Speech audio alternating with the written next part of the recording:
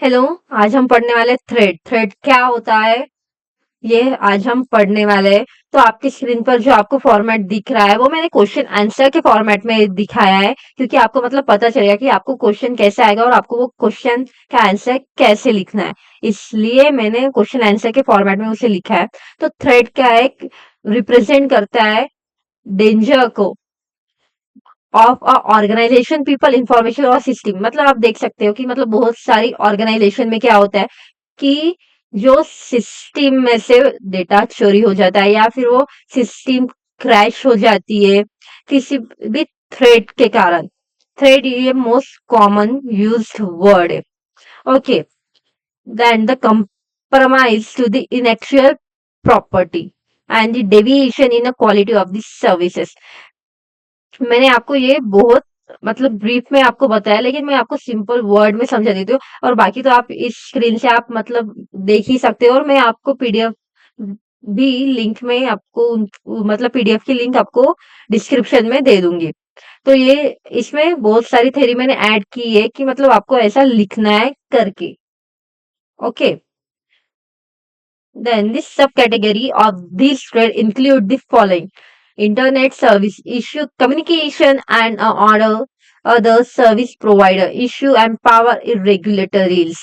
मतलब देखो कि इंटरनेट सर्विसेज में इश्यू आने के बाद थ्रेड्स ऑकर हो जाते हैं।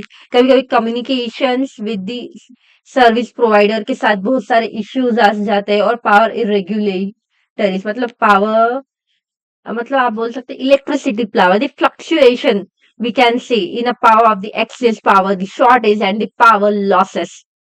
This fluctuation can pose the problem for the organization that provide inadequately conditions power for their information system equipment. Then threats की categories, the force of the nature। मैं मतलब आपको यहाँ पे थ्योरी दिखाई दे रही है, लेकिन मैं आपको समझा के दे रही हूँ। तो just focus on that topic, नहीं तो आपका फोकस कहीं और ही रहेगा कि मतलब हाँ, इतना बड़ा तो आपने मतलब स्क्रीन पर दिखा रहे हो, लेकिन वो टॉपिक कवर नहीं कर रहे हो। टॉपिक हर एक कवर हो रहा है, सिर्फ आपको फोकस देके देखना पड़ेगा उसको। Then the category of the threat, the first one is the force of the nature. जैसे आपको पता है कि मतलब बहुत सारे डिजास्टर आ जाते हैं, जैसे such events we can called as a fire. मतलब कहीं पे आग लग जाना, आंधी तूफान, भूकंप आना, लाइटनिंग होना, वोल्केनिक इरप्शंस होना, इंसिड इन्फेस्टेशंस होना। इसकी वजह से क्या होता है कि बहुत सारे सिस्टम को डैमेजेस आ सकते हैं, और इसकी वजह से क्या होता है storage, transmission and use of the information security बहुत कम हो जाती है। मतलब देखो, अगर एग्जाम्पल कि एक ऑर्गेनाइजेशन ने बोल सकते हैं कि मतलब एक जैसे अभी भुज में अर्थक्वेक आ गया है, तो उसका एग्जांपल लेते हैं कि भुज में एक ऑर्गेनाइजेशन थी।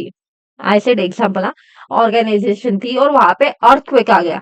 तो उसके वजह से क्या हुआ कि ऑर्गेनाइजेशन की सिस्टम को वो डैमेज हो गया। लेकिन वो डैमेज किसकी वजह से हुआ? नेचर की वजह से, the force of the natures. Earthquake क्या है? एक मतलब इवेंट है जो नेचर की वजह से फॉर्म हो जाता है। I am right? अर्थक्वेक एक इवेंट है जो नेचर के वजह से फॉर्म होता है। तो ये किस कैटेगरी में आया? Force of the nature. वैसे फ्लड, लाइटनिंग और वोल्केन इरप्शन भी हम बोल सकते हैं। तो इस वजह से जो थ्रेट्स आते हैं मतलब किसी भी इंफॉर्मेशन के लिए, मतलब उसकी वजह से हम जो इंफॉर्मेशन जो है वो यूज नहीं कर पाते, उसको उसकी क्या कैटेगरी होगी? Force of the natures. और उसमें हम ऐसे भी बोल सकते हैं कि समटाइम्स ऐसे हो जाता है, ऐसे बोल सकते हैं कि मतलब कोई ऐसा बोलता है ना कि मतलब गॉड्स की एक्टिविटीज है, तो this kind of. Okay, then a human error और a failure. Human error and the failure क्या होता है कि ह्यूमन एक्टिविटीज, बहुत सारी ह्यूमन एक्टिविटीज है जिसकी वजह से थ्रेट्स कॉल हो जाता है और एरर और फेल्यूर को हमें फेस करना पड़ता है। just like a malicious proposal or in ignorance of an by an authorized user। मतलब बहुत सारे देखो कि अपने ईमेल्स वगैरह पे मतलब ऑथराइजेशन के ईमेल्स आते रहते हैं कि कोई आपका यूज करने का मतलब ऑथेंटिकेशन हम बोल सकते हैं, टू स्टेप ऑथेंटिकेशन अभी न्यू चल रहा है, ट्रेंडिंग टॉपिक है, जैसे सबको भी पता है कि उसमें क्या होता है कि हम वो सेटिंग करते हैं जिससे हमें पता चलता है कि कोई अगर हमारा जो आईडी बोल सकते हैं, या फिर हम, हाँ, आईडी बोल लो, कि जैसे मैं एग्जांपल देती हूँ इंस्टाग्राम का। तो इंस्टाग्राम का अगर आपने टू स्टेप ऑथेंटिकेशन किया होगा, तो कोई भी आपकी आईडी अगर लॉगिन करना चाहेगा, तो आपको एक पहले मेल आएगा, या फिर आपने जो नंबर रजिस्टर किया है उस पे एक मैसेज आएगा कि मतलब ये डिवाइस से इसी जगह पे इस टाइम पे आपकी आईडी लॉगिन करने का प्रयास हुआ है, लेकिन वो हम इग्नोर कर देते हैं। तो वो क्या हुआ, वो ह्यूमन एरर और अ फेल्यूलर का कॉज होता है। When people use the information system, mistakes happens. Similar errors happen when people fail to follow established policies. Its experience improving a training and incorrect assumption and just a few things that can cause human error or a failure regardless of the cause. Even mistakes can produce extensive damages. Okay, the information extortion, the acts of an attacker or a trusted insider who steal the information from a computer and system and demand a compensation for its return for an agreement not to disclose the information, also known as cyber extortion. अब आपको समझ में आया मैंने क्या बोला, क्या पढ़ा? हाँ, तो मैं सिंपल वर्ड्स में आपको बताती हूँ। मतलब देखो, एक ऑर्गेनाइजेशन है, उसमें से किसी ने मतलब अटैक करने, आप जैसे बोल सकते हैं कि अटैकर ने वो अटैक करके वो जो इंफॉर्मेशन है वो अपने पास रख ली, या फिर ऐसे भी बोल सकते हैं ऑर्गेनाइजेशन में एक ट्रस्टेड पर्सन है, उसने वो इंफॉर्मेशन चुराई और फिर उसके लिए वो कंपनसेशन डिमांड कर रहा है। मतलब मैं इसको किसी और को नहीं दूंगा, किसी और ऑर्गेनाइजेशन को नहीं दूंगा, लेकिन आपको इतनी इतनी पर्टिकुलर एक अमाउंट वो देगा, वो मतलब मुझे चाहिए। तो उसे हम क्या बोलते हैं, इंफॉर्मेशन एक्सटॉर्शन, ये भी एक टाइप है। देना sabotage and vandalization. This category of the threats involve the deliberate sabotage of an computer system or a business, or acts of vandalizing to destroy an asset or damage the images of an organization. These acts can range from a petty vandalizing by employment. तो इसका meaning क्या है? Sabotage मतलब तोड़फोड़ करना, मतलब किसी भी इमेज को डैमेज करना, मतलब किसी और से आप, मतलब देखो किसी ने मतलब पैसे देके वो मतलब एक, मतलब दो ऑर्गेनाइजेशन है और एक ऑर्गेनाइजेशन दूसरी ऑर्गेनाइजेशन से चलती है, मतलब उसका मतलब देखो कि टर्नओवर ज्यादा है। मैं एक एग्जांपल दे रही हूँ, टर्नओवर ज्यादा है, तो वो इसका टर्नओवर कम करने के लिए, इसकी रेप्यूटेशन मार्केट में डाउन करने के लिए, वो एक सेकेंड जो ऑर्गेनाइजेशन है जिसकी रेप्यूटे मतलब जो फिलहाल चल नहीं रहे, तो वो पैसे देकर इसके जो इंफॉर्मेशन है उसमें तोड़फोड़ करेगा।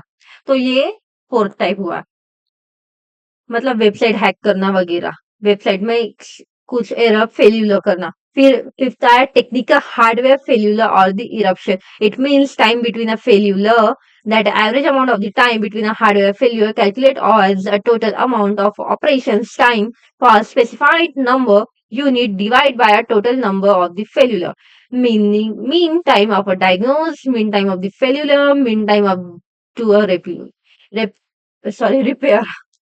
तो इसमें क्या होता है, टेक्निकल हार्डवेयर फेलियर में मतलब बहुत सारे जैसे पावर ऑन ऑफ होने की वजह से मतलब टेक्निकल इश्यूज आ जाते हैं, कोई हार्डवेयर में अपडेशन हमने नहीं किया, अपडेट की मतलब मैसेज आने के बाद भी हमने अपडेट नहीं किया, तो बहुत सारे टेक्निकल इश्यूज आ जाते हैं।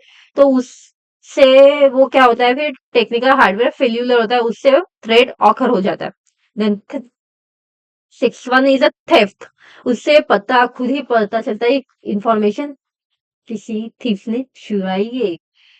कॉपी विदाउट ओनर नॉलेज की है, मतलब विदाउट ओनर नॉलेज किसी ने वो जो इंफॉर्मेशन है वो कलेक्ट की है, चुराई है, सिंपल सी भाषा में चुराई है। The thread of a theft is the constant, the value of a information is the dimensions when it's a copy without the owner knowledge, as I am saying. A physical theft can be controlled easily using a wide variety of the measures, from a locked door to a train, a security person and install of a alarm system, electronic theft. However, is a more complex problem to manage and control. When someone steals a physical object, the loss of the easier detect. If it is has any important at all, it absents in the notes. जैसे simple सी है, इसमें ध्यान रखो कि theft में क्या होता है। थेफ्ट थ्रेड में क्या होता है कि किसी ने आपकी इंफॉर्मेशन चुराई है विदाउट ओनर नॉलेज, मतलब जिसकी वो जो पर्टिकुलर आईडी या फिर जो भी है इंफॉर्मेशन है विद, जैसे मेरी इंफॉर्मेशन है और आपने वो चुराई है विदाउट मुझे पता किए, तो वो किस कैटेगरी में आएगा? थेफ्ट में। तो आज का हमारा ये टॉपिक यहाँ पे ही खत्म हुआ। और for this amazing videos subscribe to our channel. और अगर आपको कोई भी कंसेप्ट समझ में नहीं आई होगी तो आप कमेंट सेक्शन में बताओ, मैं आपको बता दूंगी उसको सिंपल लैंग्वेज में कमेंट में। अगर वो कमेंट में पॉसिबल ना भी हुआ तो मैं उस पे एक वीडियो बना दूंगी। और कुछ दिनों में एक ऐप भी लॉन्च करने वाली हूँ, द इंजीनियरिंग सेवियर करके, जिसपे आप मुझसे आप वन टू वन कम्युनिकेट कर पाओगी with the premium. Okay, thank you.